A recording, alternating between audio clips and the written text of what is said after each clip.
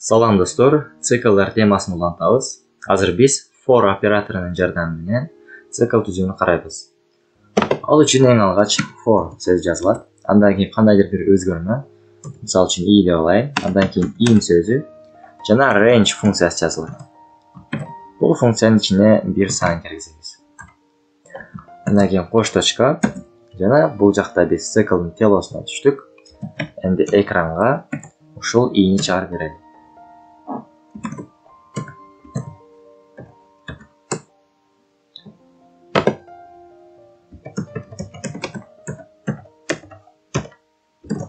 Программаны иштетсек, мындай жыйынтык чыгат.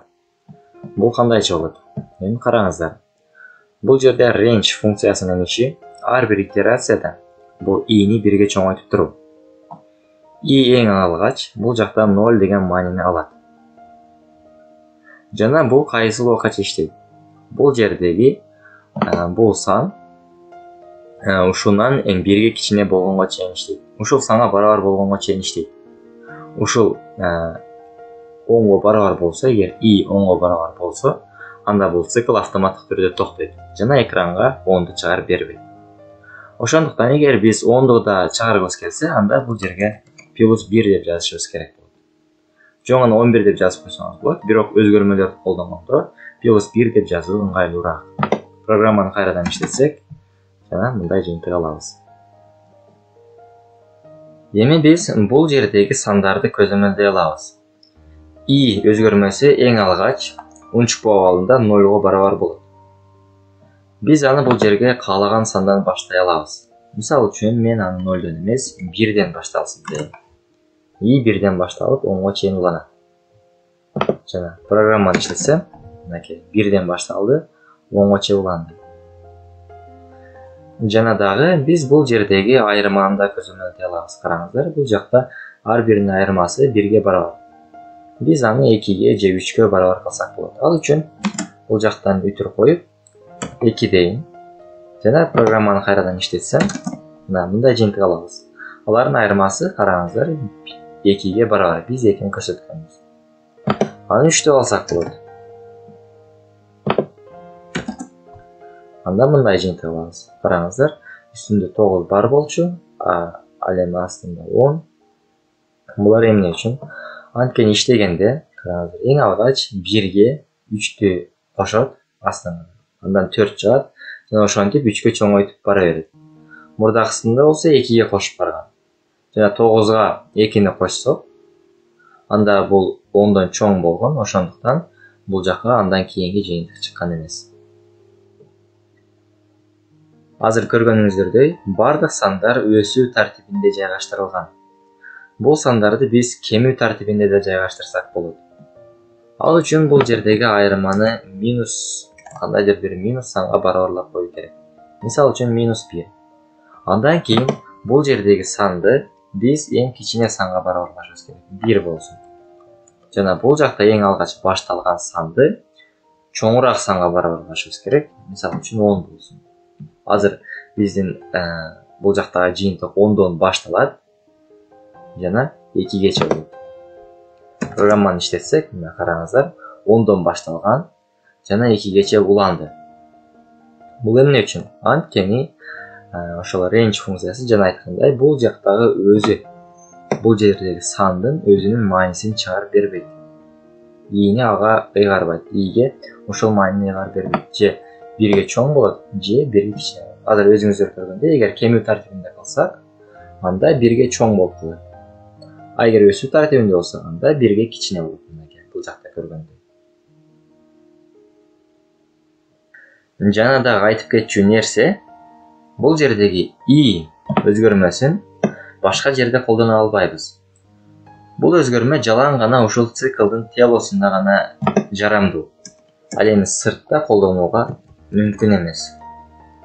Мисалы үчүн бул жерге i деп жазсам, анда бул жактан ката деген мындай эскертүү берет. Ошондуктан аны сыртта колдонууга болбойт.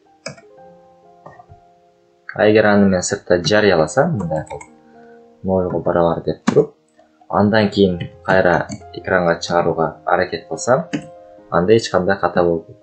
ката болбойт. Эмне үчүн анткени караңыздар, бул жакта ал жарыяланган эмес. Жана бул и өзгөрмөсү ушул циклга гана тиешелүү.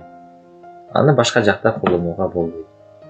Бул жакта бизде программа туура эмес иштеп калбоосу үчүн бул циклдагы өзгөрмө менен сырттагы өзгөрмөлөрдү айырмалуу, бири-биринен бөлөкчө жазууну сунуштайм. For циклы боюнча жетишерлик түшүнүк алдык деп ойлойм. Эми бир практикалык тапшырманы карап көрөлү. Бизге мындай тапшырма берилген. Бул жакта кандайдыр бир n бүтүн саны берилген, ал сан бүтүн болуш керек.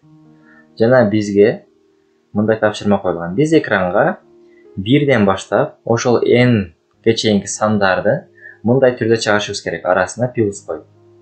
Андан кийин бул жака барабарды коюп, бул жерге сумманы чыгарышыбыз керек. Ушул сандардын суммасын. Бул тапшырманы мындай жол менен аткарса болот. Ал үчүн караңыздар, программа мындайча жазылат. Сырттан кандайдыр бир бүтүн сан берилет. Жана бул жерге мындай өзгөрмө жарыяланат. Муну эсептегич деп коет. Албетте анын эч кандай өзгөчөлүгү жок, жөн гана бул бизге эсептеп берет. Азыр сумманы эсептеп берет. Андан кийин цикл башталат, караңыздар. И андан кийин range, ал бирден башталат биздин цикл. Жана ошол n-гече уланат. n санында кошо чыгарып берет. Андан кийин мындай шарт кетет. Эгер и n-ге барабар болуп калчу болсо, и ошол берилген санга барабар болуп калчу болсо, бул акыркы сан. Демек, ошол сандан кийин биз барабарды чыгарышыбыз керек. Бул тапшырмада мындай берилген, ошол n саны андан кийин барабар турат. Ошондуктан бул жерге мындай барабар деген белгини койдум. Эгер андай эмес болчу болсо, ал башка сандар болчу болсо, мисалы үчүн 1, 2, 3 ошондой сан болчу болсо, алардын арасына плюс белгиси коюлат. Жана андан кийин ар бир итерацияда с саны ошол иге көбөйүп кошулуп турат. И кошулат ошол сга. Жана бул албетте жалпы сумманы чыгарып берет бизге. Андан кийин акырында биз сны экранга чыгарабыз. Бул кандай болуп чыгып калат? Бул бизге бул барабардыктын бул жагына чыгат. Анткени бул print функциясы өзү ар бир санды өзүнчө сапка чыгарат. Бирок биз ушундай амал жазганыбыз үчүн бул с саны бул жака чыгып калат, ал барабардыктын жанына чыгат. Программаны иштетип көрөлү, ошондо түшүнүктүүрөөк болот. Бул жерге биз мисалы үчүн 4 деген санды киргизели. Жана enter'ди бассак, мынакей мындай жыйынтык чыгарып берди. Бирден баштап 4кө чейинки сандарды жазды, жана алардын суммасы 10го барабар. Эгер кошуп көрсөк, чындап эле 10го барабар экендигин көрөбүз. Дагы башка мисал жазалы. Мисалы үчүн чоңураак сан болсун. 123 дейли. Анда караңыздар, мындай чоң санды жазды. Эгер экранды чоңойтсок, жакшыраак көрүнөт.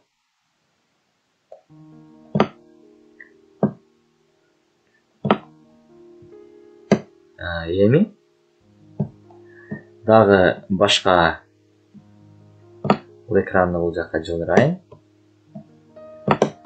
Дагы бир-эки мисал чыгарып көрөлү. Мисалы үчүн бул жака 12 болсун. Албетте бул текшерүү үчүн гана жазып атам. Ушундай сандарды чыгарды жана алардын суммасын чыгарып берди.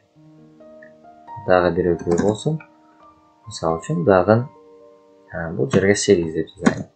Мына караңыздар. Бул жооптор туура. Ушуну менен бүгүнкү сабак аягына жетти. Жаңы видео сабактарды өткөзүп жибербөө үчүн каналга катталыңыздар. Өтүлгөн материалды бышыктоо үчүн Telegram каналга катталсаңыздар болот. Ал жактан кызыктуу тапшырмалар берилет. Жана албетте бул видео сиз үчүн пайдалуу болгон болсо, ага лайк басып, комментарийге оюңуздарды калтырып коюңуздар. Көңүл бурганыңыздар үчүн чоң рахмат. Кайрадан көрүшкөнчө.